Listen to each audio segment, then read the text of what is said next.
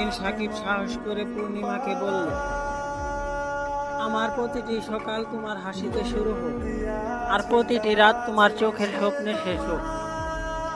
পূর্ণিমার চোখে জল চলে আসে, আর সে বলল, তুমি আমার জীবনের সবচেয়ে সুন্দর সিদ্ধান্ত। এরপর তারা বিয়ে করে, আর সংসারে আসে ছোট্ট খুশির প্যাকেট আয়ান। আয়ান জন্ম নেওয়ার পর তাদের জীবন আরো রঙিন হয়ে ওঠে। আয়ানের ছোট্ট হাত ধরা, মিষ্টি হাসি আর প্রথমবার বাবা মা ডাক সবকিছু তাদের প্রেমকে আরো শক্ত করে তোলে। সাকিব রাতে দেরি করে বাসায় ফিরলেও পূর্ণিমা সবসময় অপেক্ষা করত।